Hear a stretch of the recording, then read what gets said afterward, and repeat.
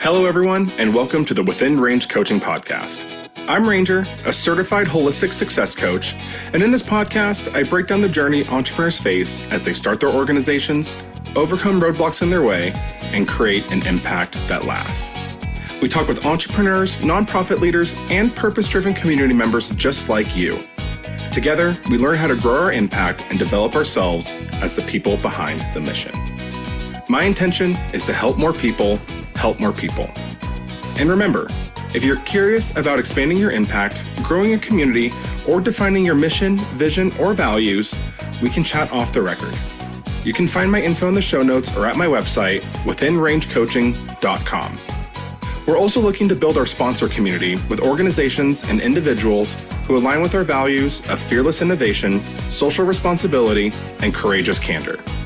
If you're interested in helping us highlight individuals doing great work in the world and share these values, reach out to me directly at ranger@withinrangecoaching.com. I know you're just as eager to get started as I am, so let's jump right in.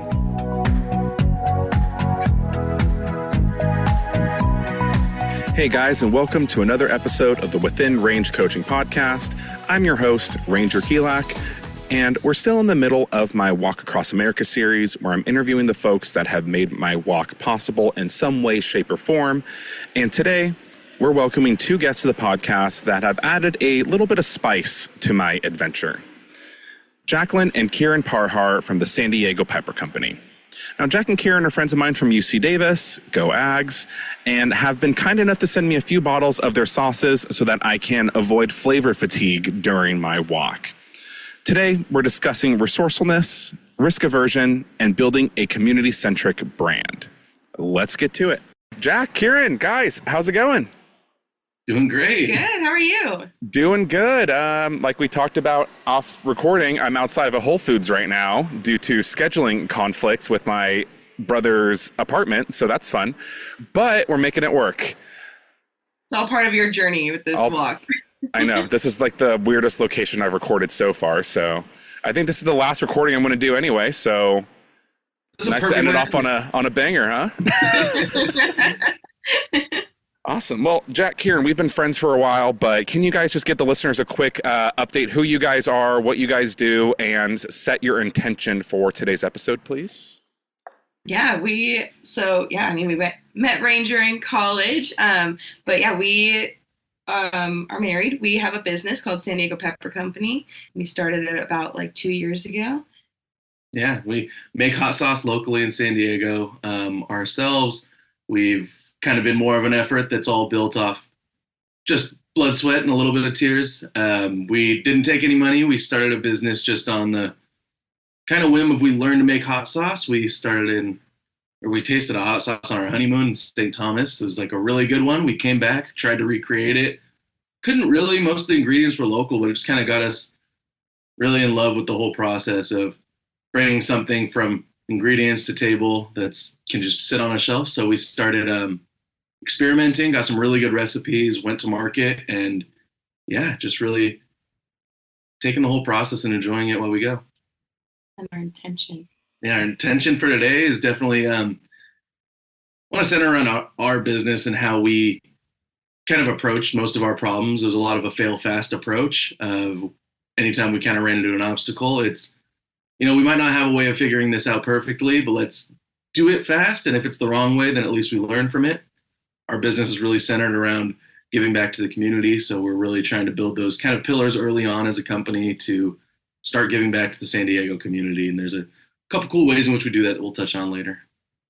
Yeah, for sure. And I always love the stories where it's like these small little things happened that turn into this bigger thing.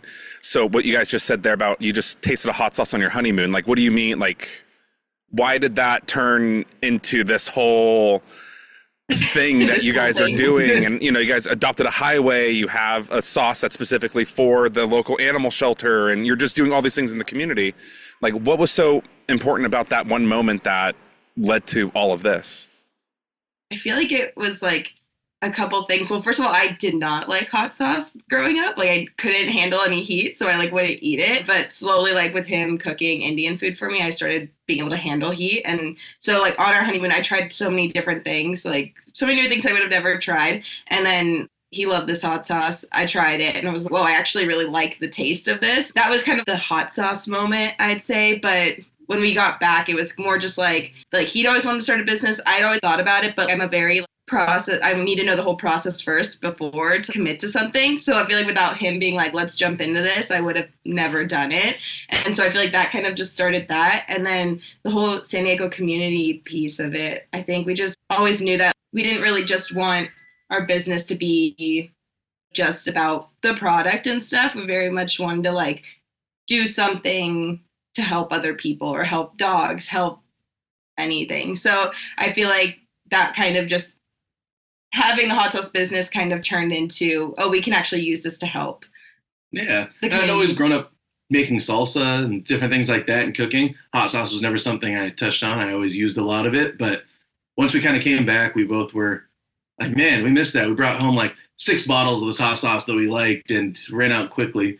And gave it to friends, family, and used a lot of it ourselves. So once it was out, I was like, let me try doing this. Let me figure out how to make some hot sauce. And I think it was in Googling a couple different recipes. I saw a couple people who'd started hot sauce businesses. And both of us kind of had that itch of wanting to start a company. And we're like, all right, let's see what this looks like. I kind of really got into like a lot of the science behind making hot sauce, how to get it shelf stable, didn't want to use any preservatives. So all of our ingredients were clean. We made a couple different batches. It's funny, the first sauce we made was it was a habanero red pepper. It never saw the market because we wanted to start really quick. I made a big batch of about maybe 80 or so bottles, which is big for at home, just doing it before we knew we'd have a business. I ordered labels, was ready to go. We had to send it into the state, and that one got a different classification, so we couldn't actually make it. So I think I still have a roll of about 200 labels for a sauce that's never seen the light of day. And it's just part of the process where if I hadn't done that, then I wouldn't have known the process, known that, hey, this label supplier is not good. Next time when we have it really ready to go, let's kind of learn from these mistakes. So and figure out how we can get classified in a way that like we can make these sauces. And now we have 4 flavors that are doing pretty well. So yeah, and I guess on like the logistical side, when you say there's different classifications for the sauces, like what, just for my own curiosity so that we know what we're talking about for a second. Yeah, so the process for each sauce, you have your recipe, you make your sauce, and there's a couple different licenses you need. A lot of people, when they start out businesses, they usually go through cottage food program, which is you can make things in your home kitchen. In San Diego County, hot sauce is exempt from that, so you cannot make hot sauce in your home kitchen, just given the risk of botulism is the big kind of risk there when you're dealing with either fermented foods, shelf-stable products, and not using a lot of artificial ingredients. It gets a little risky, so you have to make sure that you have a dialed-in recipe. So part of that process is after you get a packaged food registration with the state, you would get samples of your product. You send it. They partner with a food lab, actually UC Davis Food Lab. Over in the Bay Area, they have that. They'll test it for water activity, pH level, and kind of get you back an S letter, which tells you, is this okay to use as shelf stable? Is this okay to use shelf stable, but only made in a cannery? Or are you okay as just a packaged food? So what we were hoping for is packaged food. Then you can make it in a commercial kitchen. So our first one got under the cannery classification. It was considered an acidified food. So we couldn't use that unless we paid a lot of money for inspections, moved to a different kitchen. And so we had 2 sauces along with that first one that we sent in. That was our San Diego sauce, Indian spice sauce.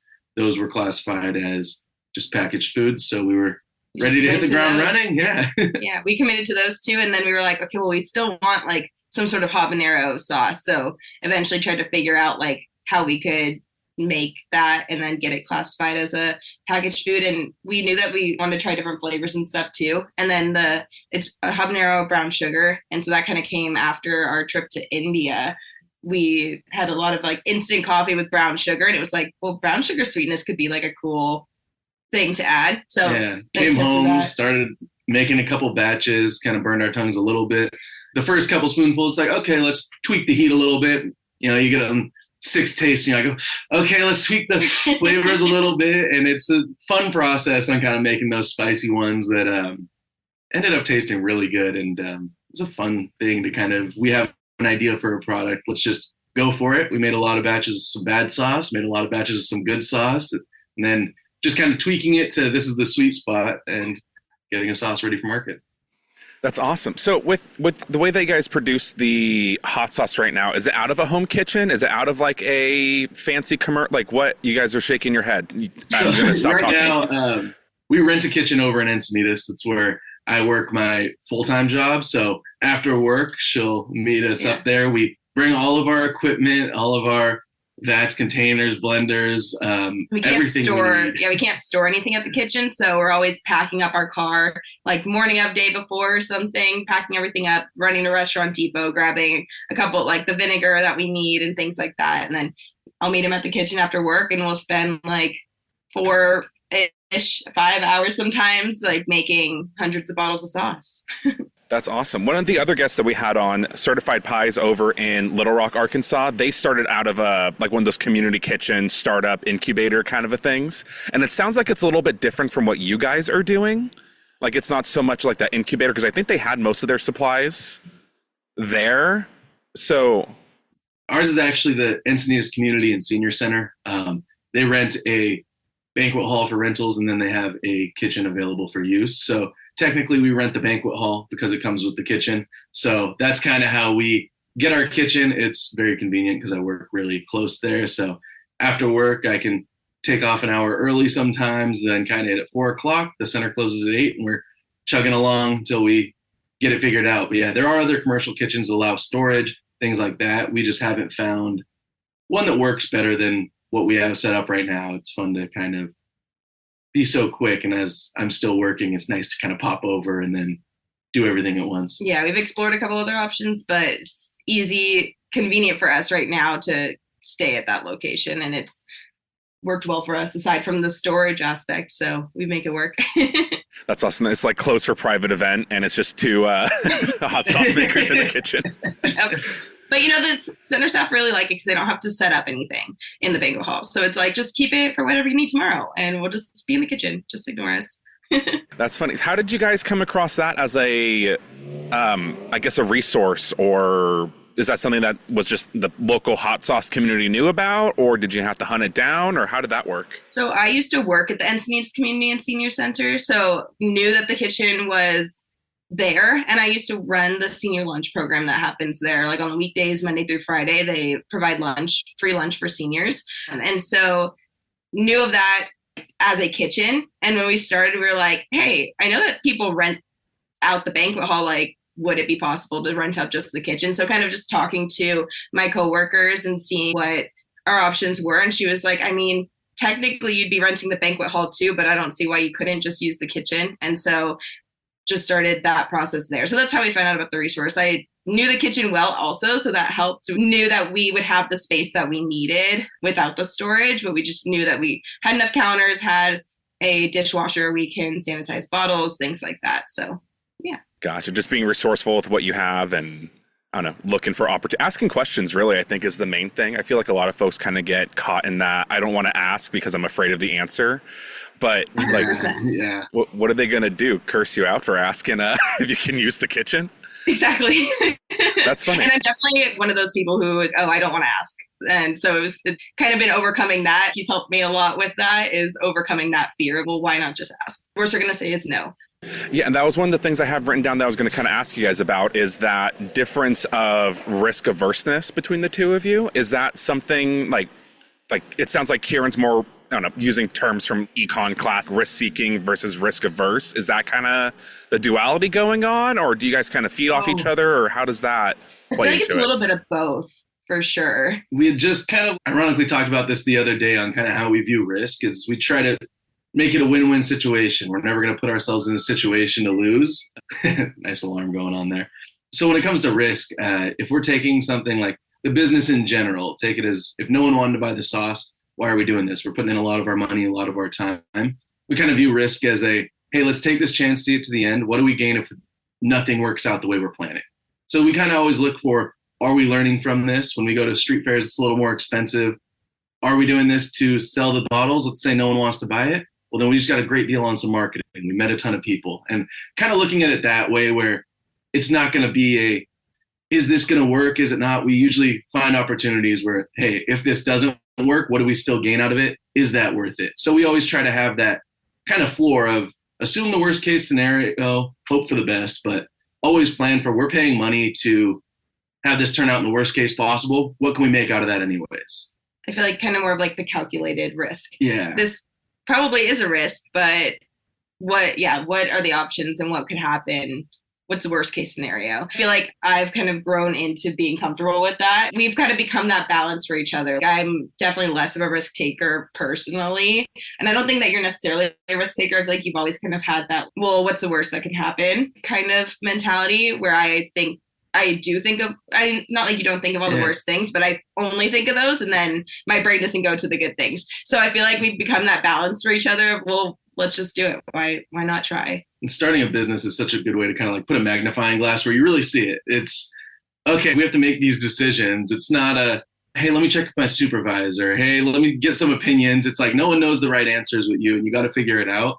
I'm probably very plain terms. Like I'm definitely more of the risk taker. Like I got the first sauce all ready to go to market and it couldn't. And it was like, oh, this is a sunk cost, but kind of always looking at it as, hey, we took this risk. It didn't work the way we planned. What do we gain out of it? And it's always been good. And it's kind of helped us grow in a lot of ways. Yeah, and it sounds like, it sounds like it's a lot of reframing if things don't go the right way or they do or they don't, whatever worst case scenario happens. But it also just sounds like knowing that each thing that you guys do has multiple different facets that can be beneficial. If you go to a farmer's market and you sell a crap ton of sauce, that's great. And you also did marketing and you also did this. But worst case scenario, it's not the end of the world if things don't go your right way. Because at the very end of the day, it sounds like even you guys have that mentality of it's feedback, we're learning, maybe we'll do things different next time. Exactly. I think that that's kind of been how we've approached it all. Just we're getting people to try the sauce. Worst case, they don't buy it, but we're getting the name out there. We're, like you said, marketing, just talking to people. And it's been a cool way to run our business, I think. Just being open to whatever happens with what we're trying. And so much of what we do is just grassroots. I mean, when we're selling sauce to people at any event we go, it's like, hey, we're the people who make this. Even if you're not buying, like we really do want your honest opinion. There's a couple times where we give out a ton of stickers, swag, things like that. And just to make someone's day. There's two parents with a kid that's crying. And I know a sticker might help this situation. Offering, just making a kid smile sometimes. We're a small business right now. It's not like we're making millions at a farmer's market. So it's nice just to kind of have those little moments of kind of showing, hey, like, yeah, we're a business. We're not here just to take money. Like we're here because we care about this. We like meeting new people, being involved in the community. So it's always that other side of things where why did we start the business? It wasn't just to sell as much hot sauce as possible without regard. It was, hey, we want to be involved, kind of learn how to make a business and kind of improve the community. So wherever we are, we try to do that. I have a bunch of little notes written down already. It's, grassroots, beyond the sauce, friendly neighborhood pepper company, like just a whole.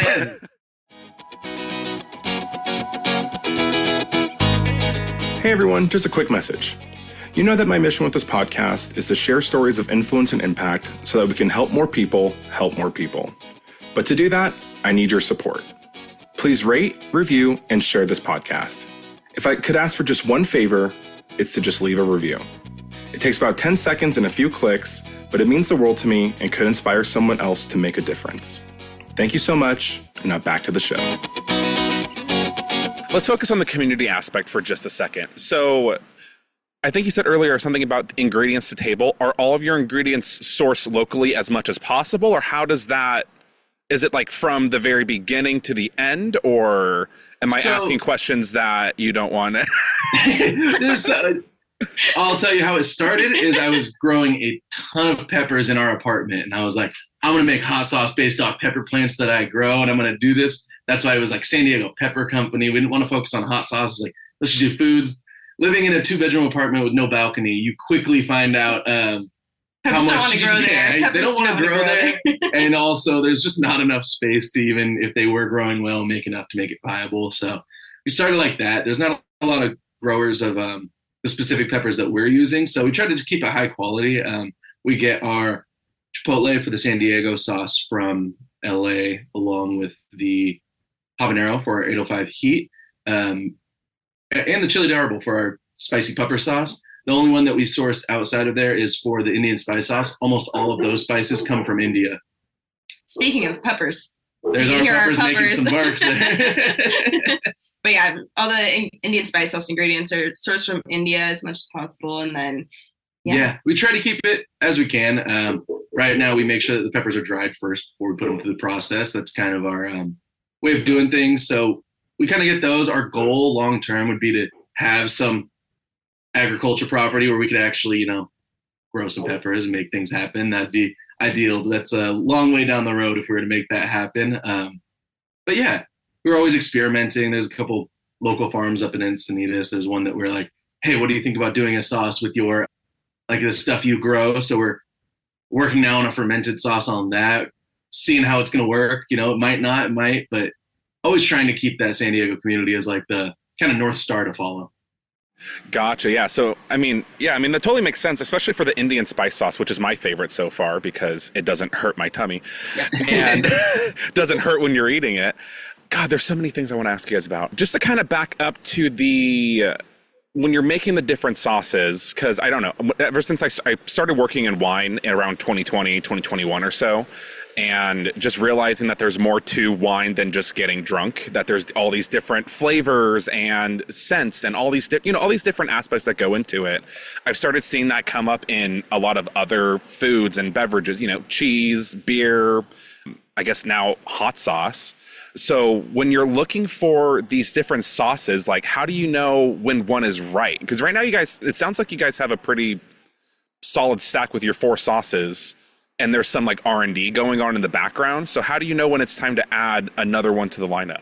So yeah, it's kind of been a fun process of a lot of trial and error. Made a lot of sauces early on, but a lot of it is kind of just finding that one recipe that you're like, okay, this has potential. Where can I improve it? And I mean, with the Indian spice sauce, that was probably the only one that I think took one go and we're like, yep, this is good. And that was kind of I always been cooking Indian food and I was like, I want something low heat that's not going to hurt people's tummies. So let me just take all those spices, threw it together. And from there is actually kind of where we built others. It was like, okay, we can kind of take this process, apply it with some spicier peppers, see how it goes. And so kind of just having building blocks. If this recipe works for this one, can I turn that into something else? So we've slowly built. The 805 heat was kind of its own thing where we wanted kind of a thicker sauce, something that was a little bit different, changed up a lot of our base ingredients.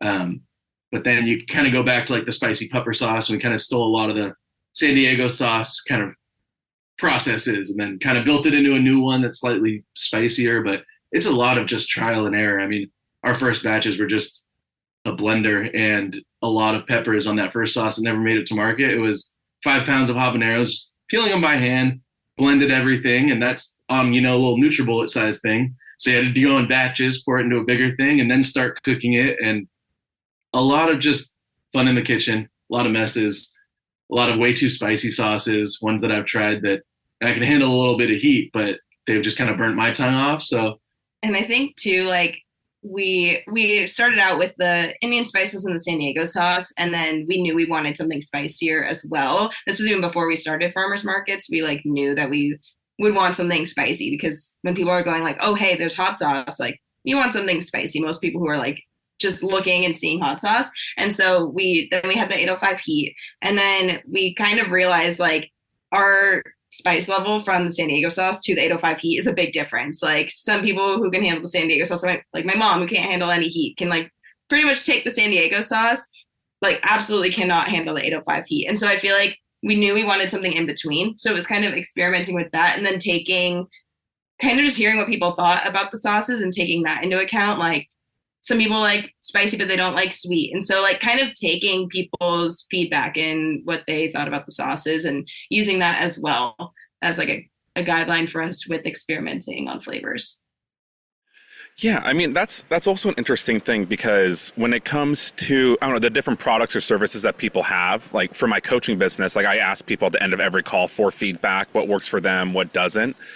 And it sounds like, I mean, with my service, it sounds like I can kind of tailor make it to everybody's preference for the most part with enough sessions together to figure it out.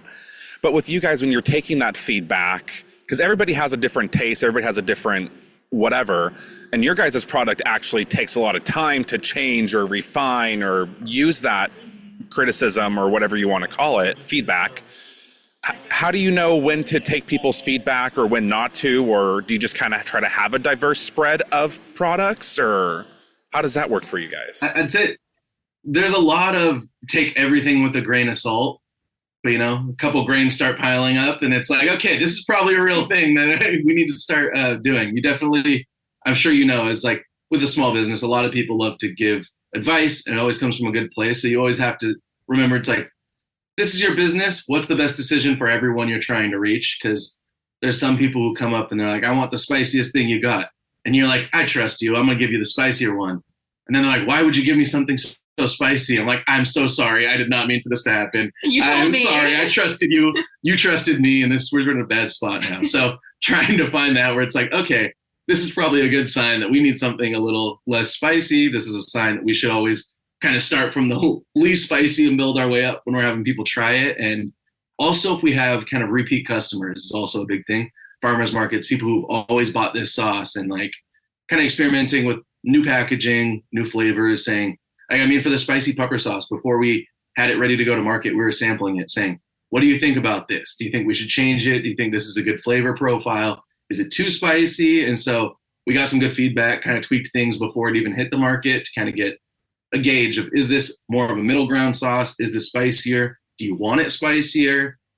But yeah, a lot of feedback. It's one of those things where we take and listen to all the feedback because we definitely want it with just being us. But like you said, taking it with a grain of salt because we can't apply it as quickly as like you can with your coaching. Like we have to experiment with the flavor. We have to see how that works and what that process actually looks like for us. And so just kind of taking those and like keeping those in the back of our mind while we like move forward with other flavors and things like that. Gotcha. I like the way that you put that was, take it all with a grain of salt, but after a while, those grains start to pile up. I like that a lot. I think that is a good kind of a gauge for something like this. The other thing that I wanted to ask you guys about is your being self-funded and your fail fast, feedback loop approach. Yeah. So when it comes to being self-funded, like, I don't know if I want to ask like specifically how much everything costed. I don't know. I like asking numbers, but I feel like people don't like giving them. I'm kind of filling out the room. Dive deep. So what did that process look like when it comes to, you're starting out a business?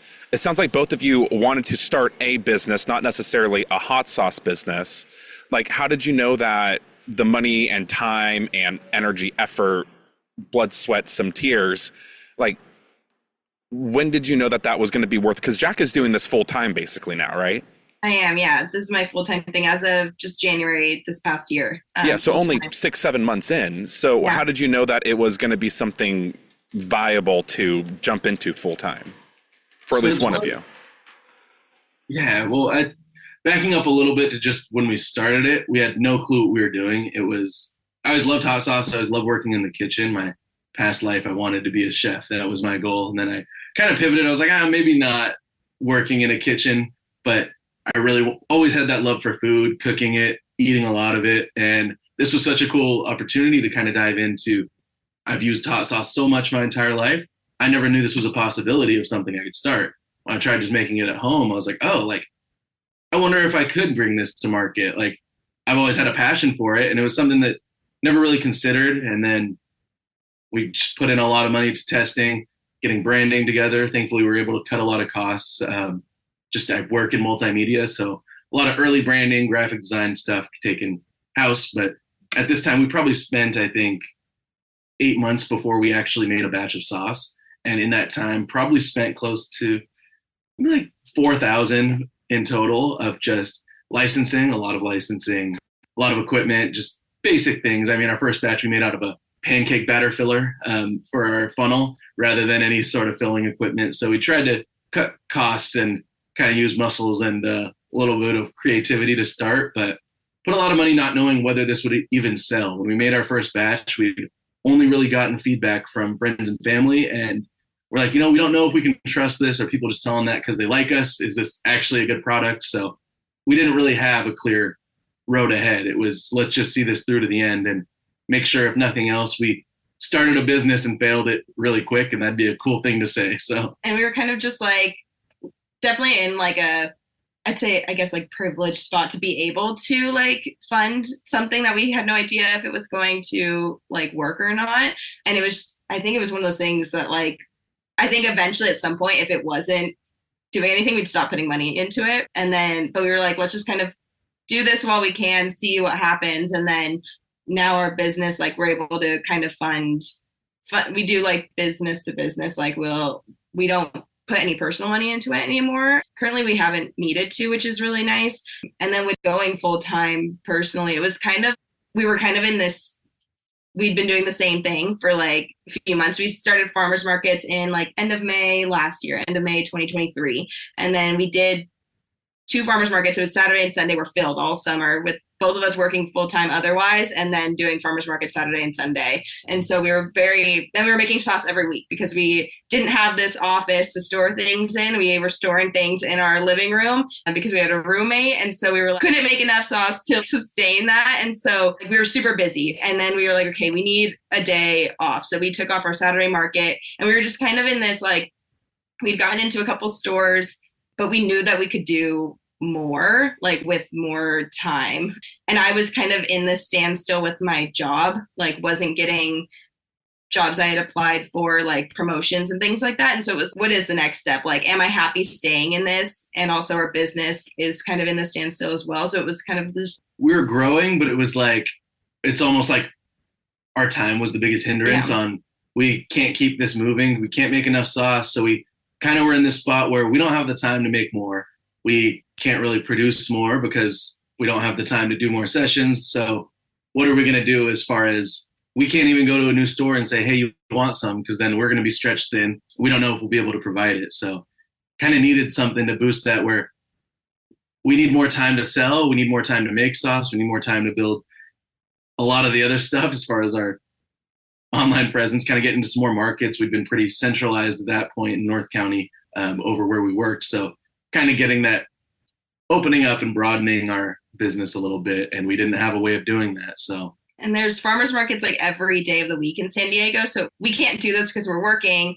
I could probably do a few if I stopped working at my other job. So it kind of just was like, let's take the leap. And we've been able to grow like more since then. We've gotten into I think quite we're a few at more stores. 20 stores and 2 restaurants that buy our sauce. So it's been slowly growing now, but it was also like, we had to run the numbers of, okay, this is how much you make at your job. We kind of read it all out. I get benefits through my job. I work in IT and it's relatively safe.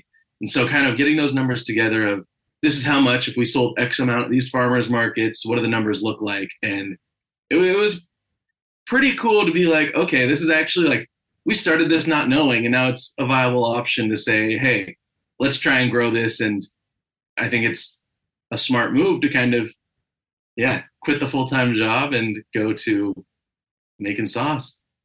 With great sauce comes great responsibility. With great sauce comes back to the friendly neighborhood hot sauce company. Welcome to the mountaintop.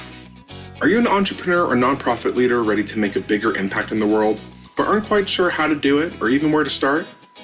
Then join the Never Peak community on School, where bold movers, shakers, and magic makers come together to achieve their dreams and support others on the way to theirs. Our goal is to help leaders change the world by first focusing on themselves, by fostering a community rooted in support and learning. My goal is to help you be more effective in your organization, achieve your biggest dreams, and make time for what really matters in your life. In Never Peak, you'll find weekly book clubs, engaging courses, weekly mastermind calls, monthly Q&As with industry experts, and networking opportunities that span the globe. Our courses and discussions cover essential topics like personal finance, work-life balance, goal setting, relationship building, business topics, and so much more. Each course is designed to support you to holistically grow yourself as the person behind the mission. Oh, and one more thing I forgot to mention. At the time of recording this, the community is completely free. That's right, you can get started for $0 down, but that won't last for long. All you need to do is go to school.com, that's SKOOL.com, /never-peak or hit the link in the show notes to claim your spot on the mountain. Again, be sure you get in now because I cannot wait to see you there and witness the peaks you'll reach in just a few weeks.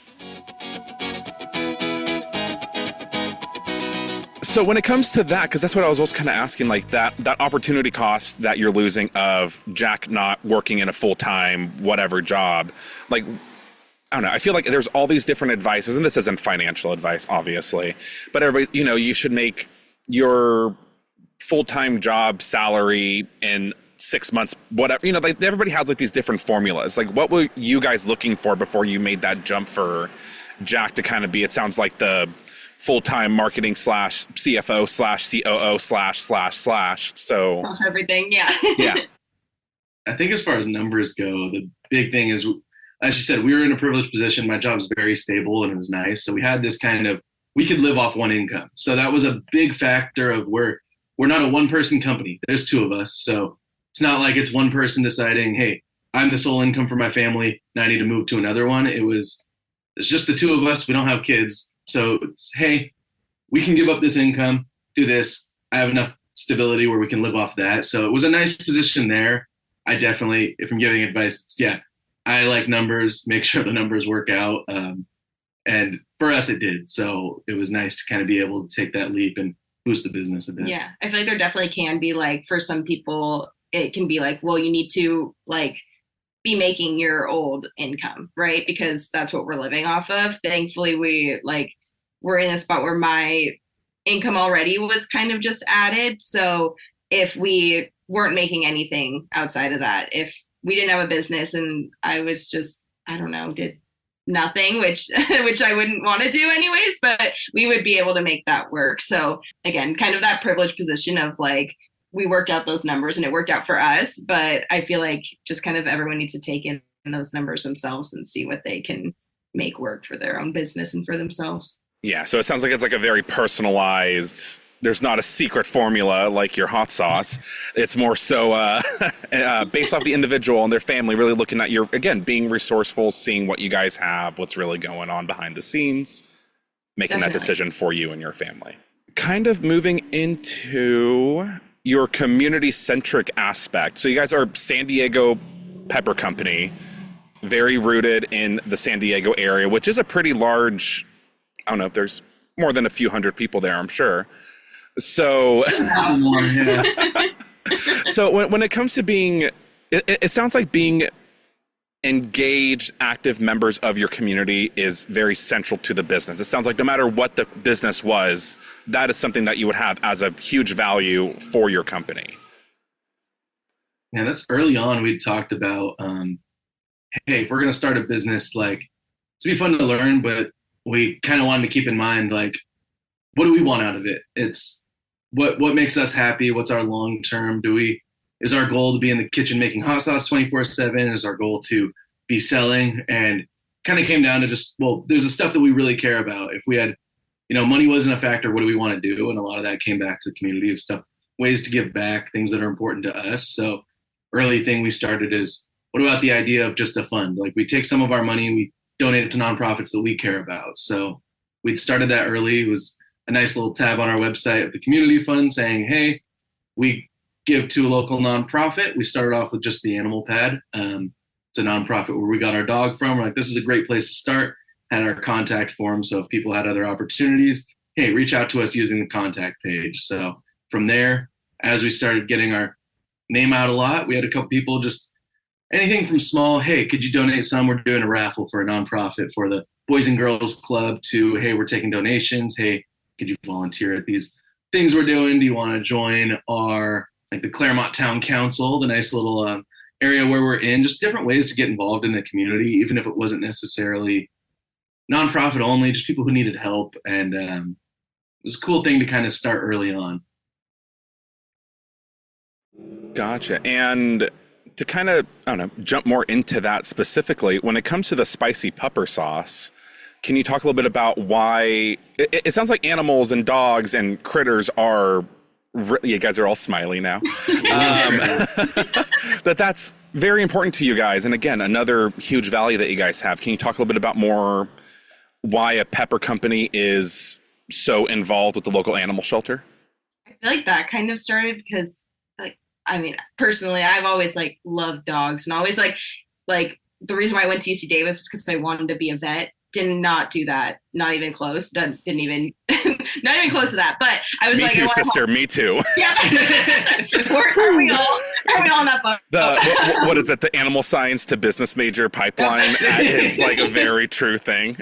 Yeah. And so it was very much just like always wanting to like help animals and like specifically dogs, like for me personally. And when it was in like 2020, we found out about the animal pad because it was kind of like, okay, we're working, but I'm not super happy in my job, but like want to help dogs. So we found out we could volunteer at the animal pad. Like, and so I started volunteering there, doing like helping them get scheduling vet appointments for their rescues and stuff. And so slowly like just helping animals was just a big theme. And then slowly got too busy to like do that aspect of volunteering for them. But so when we started, it was like, you got too busy, I believe, because you had adopted. Oh, because I adopted Pickles because I was working there. You're right. I was volunteering and I was like just always looking at their dogs and I was like, this is so great. And then I knew I wanted to adopt a dog and ended up finding Pickles from the animal pad. She wasn't named Pickles there. She was named Kate. But we quickly changed that. She's very much a Pickles.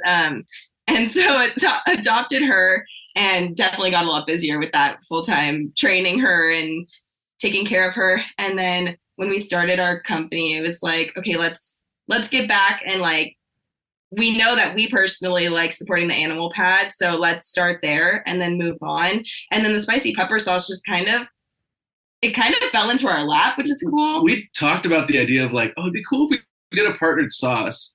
Never did anything with that. Just an idea between Jack and I. And then I was at work and got a little, hey, new contact form submission. And Josie over at the Animal Pad was kind of the one who spearheaded it all. And she had reached out saying, hey, like, my name's Josie. I'm in charge of the behavioral team over at the Animal Pad. We saw on your website that you guys are supporters and have a TAP alum.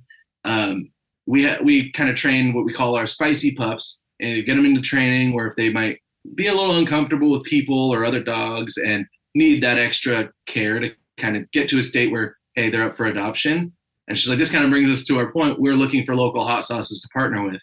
Would you want to do a sauce that just either raises awareness or gives a portion to getting help for these dogs that need extra training? So we saw that. I was like, screenshot. I was like, look what we just got sent. Like, hopped on a call. I think later that day, I was like, let's do this. Let's make it happen. And at that point, we had already had the recipe for the spicy pepper sauce. We just did not know what we wanted to do with it at all. I was like, I don't have a name. So this is going to be kind of a sauce that we wait on, see how it goes. And then opportunity came up and I was like, let's go right away. Let me get a label together. I put as many dog puns as I could think of, along with the help of ChatGPT.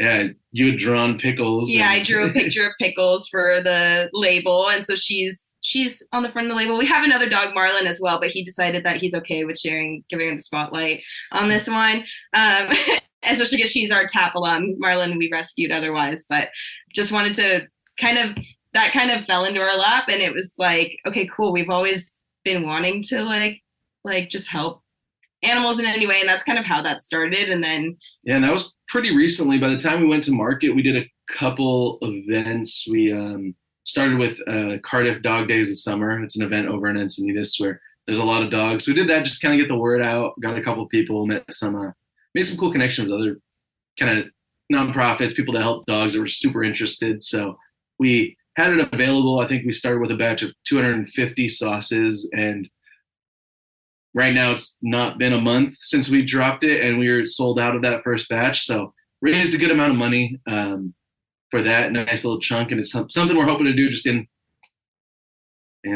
perpetuity. Yeah. And then just kind of giving back in other ways too. I feel like the spicy pepper sauce and like helping animals is one thing. But yeah, we've recently adopted the highway, the 805 highway, and basically we clean that up once a month. And so giving back in that way has been cool recently too. We just started that like a month ago. Yeah, this is cool. Our habanero sauce is the 805 heat, has the kind of highway logo behind it. So just kind of as we have these ideas, kind of like you had touched on before, it's asking questions. And we saw a sign, call this if you're interested. I was like, I wonder how much that costs. Had no clue it was a free program by the Department of Transportation. They're like, hey, you have to clean up the highway this many times. I was like, I love that. That's awesome. Like our roads get cleaner. We get to adopt a highway, and it's a cool way to just kind of give back. Like they actually had it available on the exit that we live on, the Balboa exit off the 805. So we do that once a month. We just go out there, trash bags, and get everything cleaned up. It's a cool way to it's really rewarding where it's, this is a fun thing that we're able to do, clean up our neighborhood and kind of give back in a little way, even if it's not in a monetary. We can always go back to kind of how we started, blood, sweat, and tears, and kind of help things in a way. Yeah, that's awesome. And what I really like about all of that is that it's value stacking. Like, these are values to me. How can I use my business as a way to be involved in the community in the ways that I care about, with the animal pad, with other rescues, with the Adopt a Highway, which I also thought you would have to pay something for. So that's good to know that it's a free thing and you just, I don't know, put in the elbow grease to make it happen. Exactly. Yeah, it's a fun thing, especially it's definitely rooted where we want those values to kind of be at the corner of it. The San Diego part of San Diego Pepper Company is definitely focused on community. Down the line, we have tons of ideas of just ways we can help, and we want to keep kind of building on that. If we kind of believe if we don't start it early, then it's kind of one of those things you can always put off of, I'll give back once we've gotten to this point. We'll give back once we've gotten to this point. But it's nice just to do it now, kind of make those sacrifices and think it makes it more fun. If the business is just a business and it starts slowing down a bit, then it makes you want to kind of give up. But if you have kind of bigger goals outside of just making hot sauce and selling it, it really keeps you motivated when it's 9 p.m. and you're carrying up all these boxes of very heavy sauce. There's kind of that deeper root that keeps us going. And I think that it's cool that we have these ideas on our own, but we've been approached about helping in different ways as well, with the spicy pepper sauce. So I think we're super open to whatever anyone has for us, but also looking for those ourselves, kind of whatever comes our way. I like how with the lady from TAP, she's like, all right, let's talk numbers. And you guys are like, talk numbers? We have each other's numbers. That's how we're talking. You're like, here's this picture of pickles. We already have the sauce. It's already in production. We're like, you said you wanted something. It's already happening. Yeah, it's already don't worry. There's no going back. You sent that contact form and we were fully committed. She's like, yeah, when we come to an agreement. You're like, what do you mean an agreement? We agreed. You messaged us and we said yes to a Yeah. Yeah, I think it was later that day. I was resizing, making a logo. Just getting the How funny. made. Yeah, it was really quick turnaround. We were hopping on that as soon as we could. Gotcha. I love that. And just for a couple business tactical kind of questions, it looks like you guys have a ton. Like you were saying, how many locations are you guys in? Over 20, you said, or? We're in 20. That's a mix of grocery stores and shops. And then we got 2 restaurants that buy our sauce. Just for Gotcha. with their food. So when it comes to approaching these different businesses and making that connection, hey, can we have some shelf space? Can we have some shelf space, which I assume is a very valuable piece of real estate in a store? How does that conversation kind of go? What is your, what is your ratio for no's to yeses? You know what I mean? How does that work? I think so. Our first 2 grocery stores that we got into I think those are both great stories of the different ways it can happen. The first one was I had messaged on Instagram, Jensen's. It's an independent grocery store on over near the Point Loma area. So I'd messaged saying, hey, love to drop off some sauce. And they're like, yeah, sure. You can come in, talk to the manager or whatever. It was very here's the info. Cool. And so we just walked in confidently, yeah, hey, we're here to drop off samples. We're expecting it and then we had met the grocery buyer there, Mark. He was a really cool dude. He was excited to take them. He's like, yeah, sweet. A little caught off guard because we came in with no prior contact of just walking in confidently saying, hey, here's our sauce. Yeah, you want to try it? Told us, or kind of told the story of us and told him we make it all. And didn't hear anything about that for about 3 months. We didn't follow up. We were we did this on a whim on an evening because I was like, oh, Jensen's, this is a place that, this granola company I follow got into. Let's see if they'll talk to us. We didn't do anything. And then I think it was about like 3 months later, we have QR codes on the side of our bottles, and we got a contact form because he had scanned our QR code, had lost our business card and anything like that. He's like, hey, you want to come talk tomorrow morning? Like, about your sauce? I was like, cool, sweet. Like, this is awesome. He went in there. He's like, yeah, I lost your business card. And he's like, I was eating some food and like, I had your sample sitting there. I was like, oh, let me try it. Like, he's like, that was so good. And he tried the 805 heat. He liked it. And he's like, yeah, I want to bring in your sauces. And that's how we got into our first store. That one was super just on a whim. We decided, I think we're hanging out just on our laptop. I was doom scrolling through Instagram and saw that and just kind of like, hey, let's go do this right now. Like, so we got up, did it. And then that was really nice too, because like Mark was super helpful because we had obviously never gotten into a grocery store before. We're like, what does this process even look like? Like, how do we give you the sauce? Like, we aren't working with a distributor. Like, can we just bring you the boxes? Like, can we just hand you the sauce? And then how do we get paid? Like, how do you pay us? Things like that. So he kind of walked us through that like whole process, which was super helpful for our next upcoming stores as well. And then with Seaside Market, it was like our second grocery store we got into. That was another cool story. Kieran was just very persistent. Yeah, I came in, I lived close by, and it was one of those things that we had done the Cardiff Farmers Market as part of our kind of suite of farmers markets we were doing. A lot of people were like, hey, are you at Seaside yet? Like, they carry a lot of local brands. I was like, no, like, let me walk in. And this was a little bit different. I was like, hi, who's the buyer? May I speak to him? His name's Steve, really nice guy. But he's like, hey, like, real estate in this is like, it's really hard. Shelf space is very valuable. I was like, perfect. Like, I understand that. I just wanted to like meet you. Like, I'd love to talk more. We make hot sauce in the area. It's all made in Encinitas by us. Like, he's like, okay, yeah, like, cool. Like, right now is not really when taking names. Awesome. Perfect. Understand. So after like the third or fourth time I came in, then he's like, okay, like, what do you want from me? Like, what do you want? I was like, hey, because he said he doesn't like hot sauce. He doesn't really want to try it himself. I was like, do you have someone who can try it? I'd love to drop off samples, get it in there. He's like, yeah, he's like, he's out on vacation, but bring me samples. I'll make sure it gets to him. And then about 3 more times after that, he was like, okay. He's like, how many sauces do you have? I was like, 3. He's like, had the guy try them yesterday. He loves them. We'll take them all. And I think part of that was probably a little bit of, hey, if I take the sauce in, maybe this guy won't bother me every week.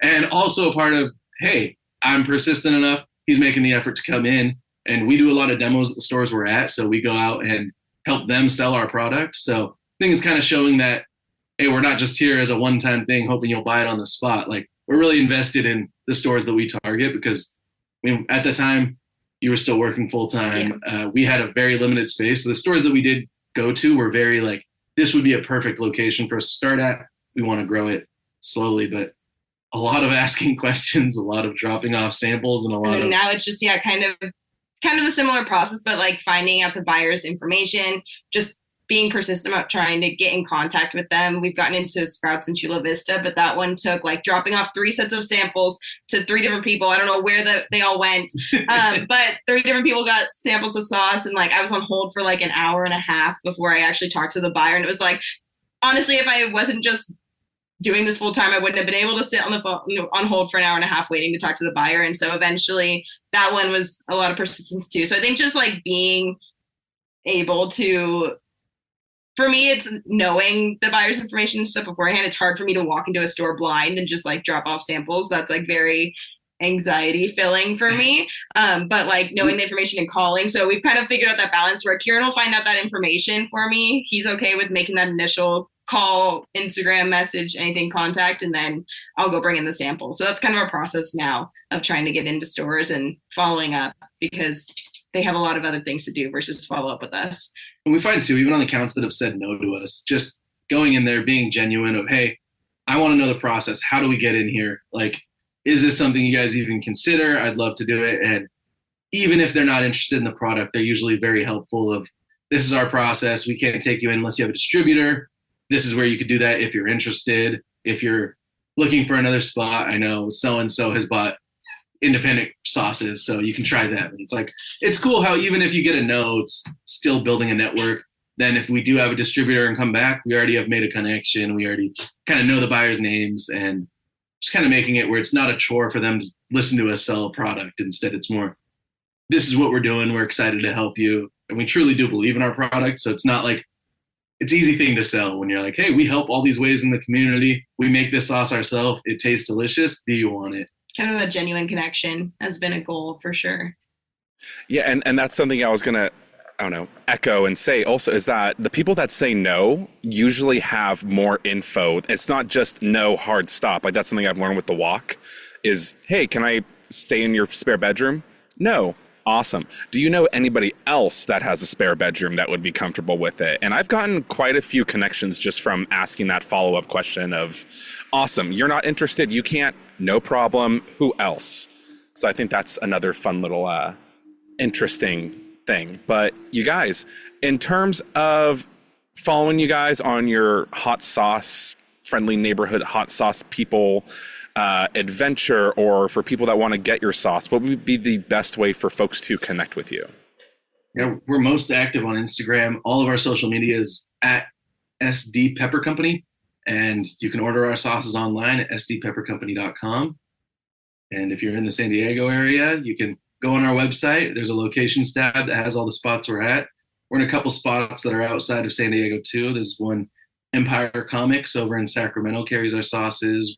There's a couple booths in Utah from Burn Your Tongue Hot Sauces that stock our stuff there. And then a shop in South Miami, David's Been Here hot sauce store that stocks there. So a couple spots you can find us, which is pretty cool. But order online. If you're not interested at the time, you can always shoot us a message and you're talking to us when you find it. So Gotcha. Awesome, guys. Well, thank you so much for sharing your story and some tidbits of info. I'm pretty sure that a good amount of listeners will be able to find some value for their business or being able to implement what you guys have shared today. So thank you so much. Thank you. Yeah, of course. Thank you. And that's it for today's episode of the podcast. One more huge thank you to Jack and Kieran for joining me on today's episode and sharing their story with us. It's clear that they are really the friendly neighborhood sauce company of San Diego. They're helping local animal shelters, cleaning up their roads, and building themselves as a cornerstone in their community. If you enjoyed today's episode, be sure to subscribe and leave a review. And while you're at it, be sure to check out San Diego Pepper Company on all their social media platforms, which will be listed down below in the show notes. And as always, remember to have fun, stay safe, and be yourself. Thank you for listening.